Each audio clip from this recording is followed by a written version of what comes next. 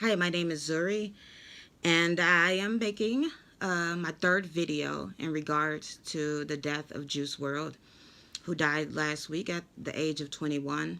If you haven't seen my other two videos, you should check them out. Just a quick summary about that.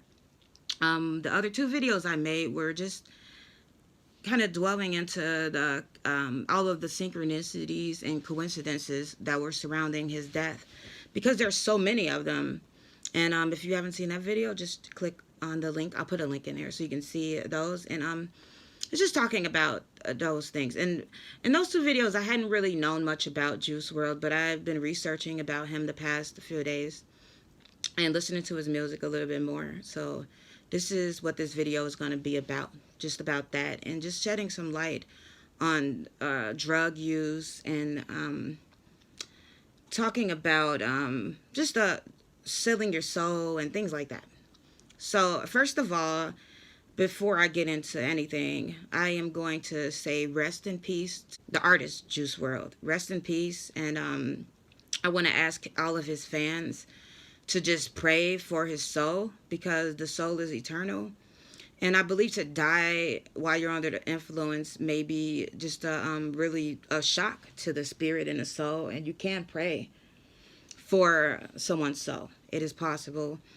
And just pray for his soul to have guidance so that he is not a lost soul. Your soul can become lost.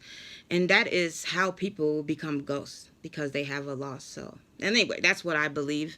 And that's what I've learned from the research that I've been doing on death and souls the past 5 years, which I've read a lot of books in regards to this. And a really great book to read is Journey of Souls by Michael Newton. I believe Dr. Michael Newton. I'm pretty sure he's a doctor. But it's just an amazing book that talks about death, and it talks about afterlife and a journey of what you go through. Call it life between lives therapy, and that's what he does. It's a really amazing book for anyone that has dealt with grief or just has questions about life. And there's another great book by Dolores Cannon. Can't remember the exact name of it, but I'll try to find it and put it in the description. And I'll try to give you some links to those books, because they're just amazing books. And they really helped me deal with grief, because I lost a friend that was the exact same age as Juice World 4 years ago. And he died under similar circumstances because he was on drugs. He was on acid and he was tripping really hard. So he drowned into the Willamette River because he was just hanging out with some people doing acid. It was like an island that he was on, and I think he was trying to get off of the island, and he was just so high, and he didn't know how to swim. He ended up drowning, and it was just a really hard thing for me to deal with, because like the death of Juice World, the death of my friend was completely unexpected, and it just broke my heart in half. And I just, I lost my mom when I was 15 years old, and I dealt with grieving her loss. But it was a little more different. Even though it was my mom, I had been away from her for a few months. I had been living in another state.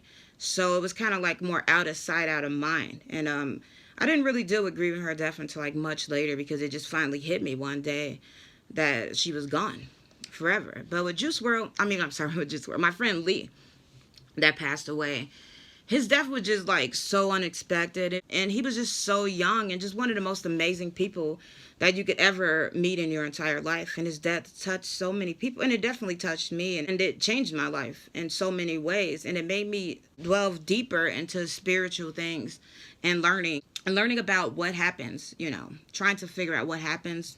What is the purpose of life? What is the meaning of life? Why am I here? I wanted to know. So his death did that, and it just touched so many of my friends, and it changed our lives so much. I think this is the exact same thing is going to happen with Juice World's death. I already saw a video of the rapper Trippie Redd, and he was saying that he wasn't going to use drugs anymore. But he said he was still going to talk about it in his music, which was kind of confusing to me. But we'll talk about that in a bit. The first thing I want to talk about now in regards to Juice World is his music. I haven't listened to a lot of his music yet. I'll be completely honest with you. Before he died, I had never heard of him. And I had never listened to any of his songs, obviously. I didn't really know much. I didn't really have much emotion, but it was very heartbreaking to me because of how young he and the circumstances surrounding his death. It's always bad when someone that young, they never really get to experience the fullness of life when they're taken away at such a young age. And under those circumstances, to just, have to physically suffer like that is just, it's just so sad. It really is, and it's so tragic. From what I've listened to his music and Lucid Dreams, which I think is an amazing song, it is just a very heartfelt song, very creative, and it just shows me that what kind of an artist he was. And it's just a shame, that I had to discover his music like that, because had I heard it before, I would have definitely been a fan of his. Even though I'm 39 years old, I still like listening to a lot of younger artists. And a lot of people, a lot of older people like to complain about the new rappers, but I'm not one of those people, because I can appreciate it, that they are helping keep the music alive. And I think that's wonderful. Good for the culture. So I'm not going to, judge it. Some of it, a problem I do have with it is all the references to doing drugs. I'm going to get into that in a minute too. But what I want to say about his music is that I really like that he was into rock music, because I love rock music a lot. I've been listening to rock music like most of my life. I started listening to Christian rock when I was younger because my mom listened to it. And growing up on the south side of Chicago, listening to rock music is just weird, because it's just straight up ghetto where I lived, a straight up hood. And nobody listened to rock music. I mean, not really. I mean, some people liked Alanis Morissette a lot when she came out, but a lot of people it just wasn't the thing that people did, And I think a lot of women just liked Alanis Morissette in the hood just because she was just this angry woman. I think a lot of women can relate to that, her angst. And she's an amazing musician. But anyway, I'm digressing. Back to Juice WRLD's music. It was just really great music. I couldn't stop listening to Lucid Dreams yesterday. It's such a great song, and I can relate to that song because I've had my heart broken. And I know what it feels like to go through that heartbreak where you are in so much pain, where you want to die. I can definitely relate to that. So that song is just, listening to it is just like, it's just like, I've been through this before.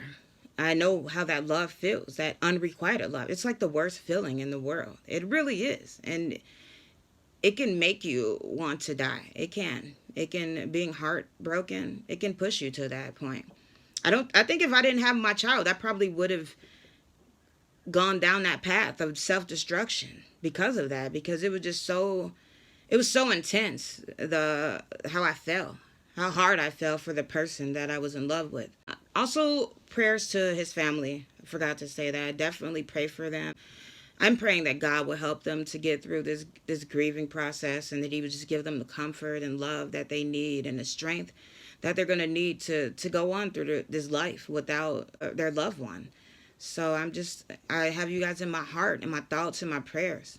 Next, I'm going to talk about drugs. Let's talk about drugs. So, I don't really have a ton of experience with drugs. I guess alcohol was more of my drug of choice. And that's a good thing I haven't experimented with drugs, because I probably would have got addicted to them. I have an addictive personality, and I was addicted to alcohol for many years, and I've been sober for almost a year. But I drank and smoked cigarettes for over 25 years. So I know what it's like to be addicted to substances, but not particularly hard drugs. But drugs really destroy your brain to the point where if you use them because you're depressed, they're going to make you 10 times more depressed than you were before, because they affect your brain and how your dopamine is produced, which is what makes you feel good. So eventually, when you do the drugs so much, you have to do them just to feel good, because your brain stops producing the dopamine that you need. And that's usually what happens with your brain. If you're not producing it naturally, it just stops making it on its own. I'm not really good at explaining this. I'll be the first one to tell you. But here are my thoughts on why it's more acceptable for young people to use drugs than it was, 20 years ago when I was younger. And I think there are several reasons why. And one of the reasons why is because kids copy us. You know, they copy adults. If they see us doing something, they're going to do it. They see us popping pills, they think it's okay. And a lot of Americans have become dependent on prescription drugs. And that's just facts. Prescription drugs is $1 billion industry. You know, it's probably the biggest industry in the world, I'm guessing, because so many people are on prescription drugs. I know everyone at least knows one person that's on a prescription drug. So that's why I think it's acceptable. And I think the reason why these younger kids are into using things like lean and popping pills is because a long time ago, it was like a stigma for you to smoke crack. And I think the whole thing was just the actual smoking crack, which people looked at as a bad thing. And I think now it's more justifiable because you're drinking the drugs as opposed to smoking it. And everybody drinking things is natural. Everybody drinks, you drink alcohol. So I think people just look at it more like that. It doesn't seem as serious because it's just something you already do. You drink, you drink it. Like I said, drinking is natural. Smoking is not natural. And we pop a lot of pills. We, ingesting things by mouth is natural, and I think it's just more easier to do. Is more socially acceptable because a lot of these children are being put on pills at such a young age to treat things like ADHD and many disorders. That's what the word I'm looking for is. So they're already used to doing these things, and that could be having an effect on their brain, and could be causing some type of chemical imbalance in their brains. So that is probably why they are using so many drugs, because they're used to doing them at such a young age. They're already hooked on them. And a lot of people want to put down these rappers because they speak about doing drugs. And it's just become like this socially acceptable thing. But at the same time, back in the day when I was younger, all these rappers bragged about selling drugs. These are probably the children of some of the customers that these rappers were selling to. So maybe they were actually born addicted to drugs.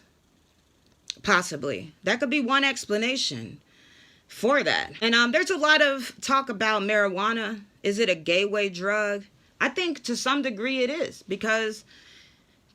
but it's not just marijuana. I think probably before marijuana, I think most youth are introduced to smoking cigarettes first. That's like their first major drug, because that was the first thing I did was smoke cigarettes. No, wait, maybe it was alcohol. Then it was cigarettes. But it was one of those two things that are legal.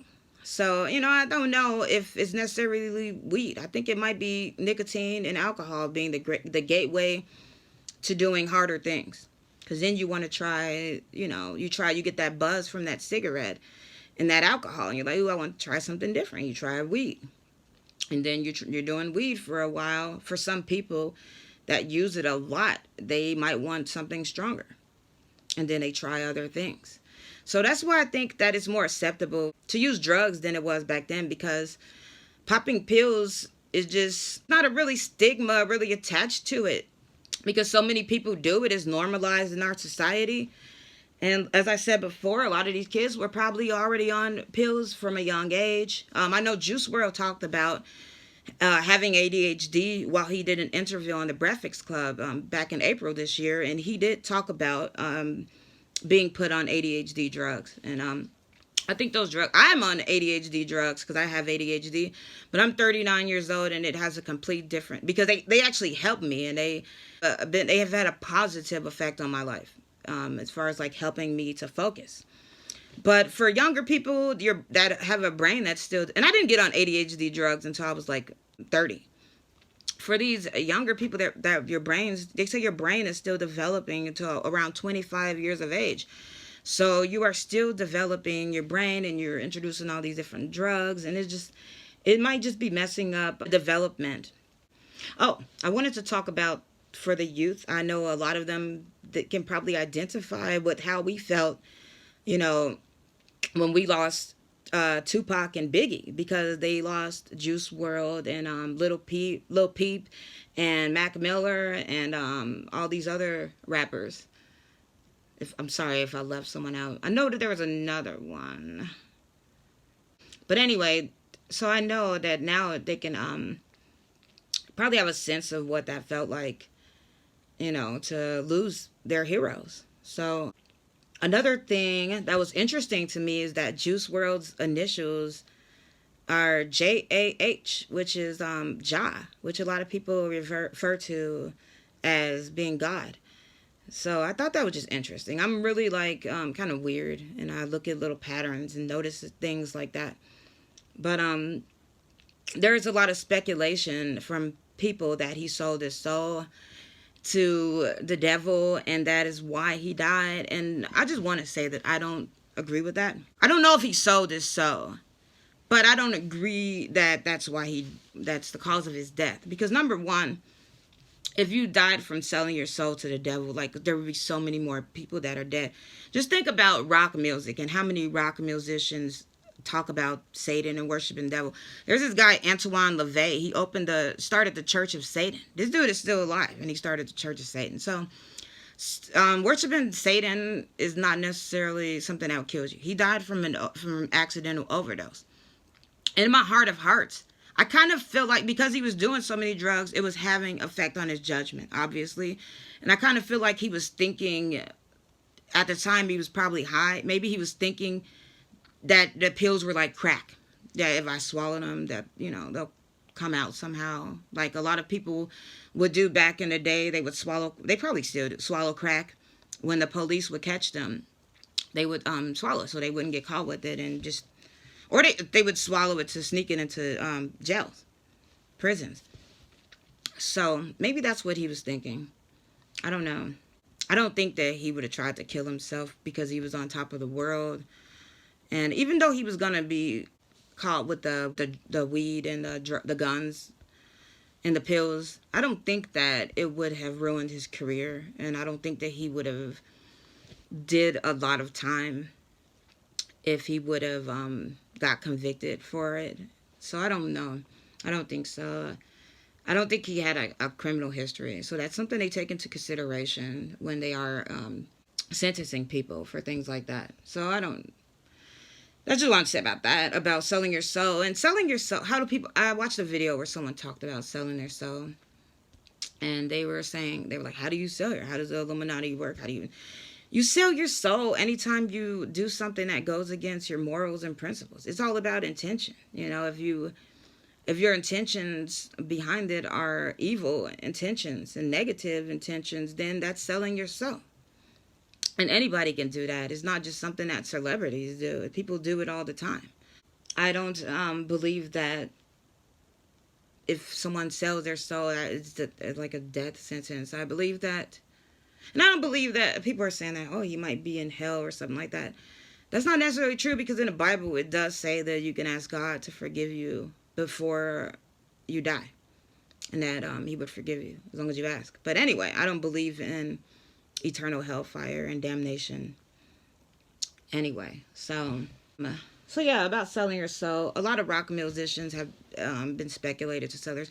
Ozzy Osbourne used to bite bats' heads off back in the day, and that's how deep he was into that, weird stuff. So I don't know about that. Oh, back Trippie Redd, or no, he wasn't going to do drugs anymore, but he was still going to talk about his music. And I just think that's ridiculous, because you're still going to send out the message to your fans that it's okay to do drugs, and that's still just going to have an influence on them, just like it had on Juice World.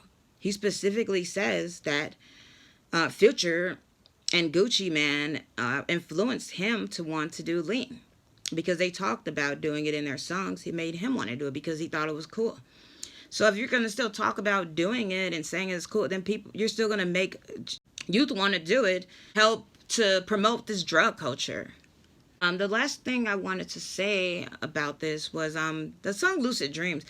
I feel bad for the girl that he wrote the song about, because she's going to feel guilty about that probably. I think she would probably feel like some type of way tormented by that song, but for the rest of her life, because he's talking about this, about her wanting him dead and all of that. Now he's dead. It's just so sad all around the situation. I hope she doesn't feel guilty about that, because it's not her fault that he died.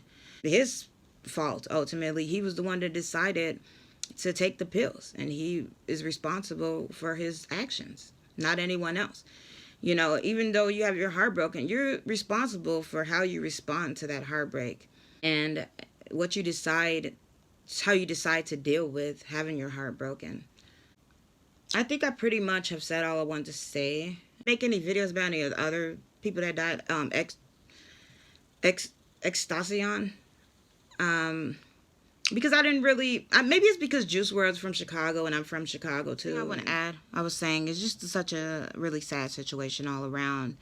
And my condolences goes out to the family and all his friends and everyone, to his girlfriend. And I'm praying for you, and just sending a lot of loving and healing energy your way. And everyone, just take care of yourselves, love yourselves, and just stay strong. And if you need someone to talk to, reach out to someone. You can reach out to me.